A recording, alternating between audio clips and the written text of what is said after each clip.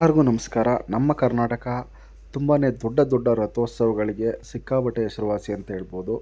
ನಾವಿವತ್ತು ಬೆಂಗಳೂರಿನ ಹೊರವಲಯದಲ್ಲಿರುವಂಥ ದೊಡ್ಡನಾಗಮಂಗಲಕ್ಕೆ ಬಂದ್ವಿ.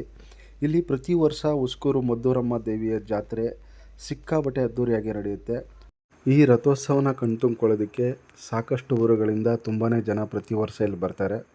ಈ ವರ್ಷ ನಾವು ಕೂಡ ಬಂದಿರೋದು ತುಂಬಾ ಖುಷಿ ಕೊಡ್ತು. ಸುಮಾರು 21 ಸ್ಟೆಪ್ ಇರುವಂಥ ಈ ಮುಗಿಲೆತ್ತರದ ರಥನ ಕಣ್ತುಂಬ್ಕೊಳ್ಳೋದೇ ಒಂದು ಹಬ್ಬ ಅಂತ ಹೇಳ್ಬೋದು. ಈ ರಥೋತ್ಸವನ ನೋಡೋದಕ್ಕೆ ಆಲ್ರೆಡಿ ಸಿಕ್ಕಾಪಟ್ಟೆ ಜನ ಅಲ್ಲಿ ನೆರೆದಿದ್ರು. ತುಂಬ ಜನ ಬಾಳೆಹಣ್ಣಲ್ಲಿ ತಮ್ಮ ಹರಕೆಗಳನ್ನ ಬರೆದು ಆ ರಥಕ್ಕೆ ಎಸಿತಾ ಇದ್ದರು. ನೀವು ನೋಡ್ತಾ ಇರ್ಬೋದು, ಈ ರಥದ ಮುಂಭಾಗದ ದೃಶ್ಯ ಇದು. ಆ ರಥದ ಪ್ರತಿಯೊಂದು ಸ್ಟೆಪ್ಗೂ ಕೂಡ ಹೂವಿನಿಂದ ಅಲಂಕಾರ ಮಾಡಿದ್ದಾರೆ.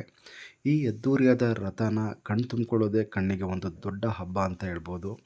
ಹಾಗೆ ನಾವು ಆ ದೇವಿ ಮದ್ದೂರಮ್ಮನ ಆಶೀರ್ವಾದ ಕೂಡ ಪಡ್ಕೊಂಡ್ವಿ. ತುಂಬ ಜನ ತಮ್ಮ ಮಕ್ಕಳುಗಳನ್ನು ಆ ದೇವಿ ಮದ್ದೂರಮ್ಮನ ಆಶೀರ್ವಾದಕ್ಕಾಗಿ ಅಲ್ಲಿ ಕೊಡ್ತಾಯಿದ್ರು. ಈ ದೃಶ್ಯ ತುಂಬಾ ಗಮನ ಸೆಳೀತಾ ಇತ್ತು ಅಂತ ಹೇಳ್ಬೋದು. ಈ ದೃಶ್ಯಗಳನ್ನ ನೀವು ಕೂಡ ನೋಡ್ತಾ ಇದ್ದೀರಾ. ನೀವು ಕೂಡ ಬೆಂಗಳೂರಿನಲ್ಲಿದ್ದರೆ ಈ ರಥೋತ್ಸವನ ಖಂಡಿತ ಮಿಸ್ ಮಾಡ್ಕೋಬೇಡಿ.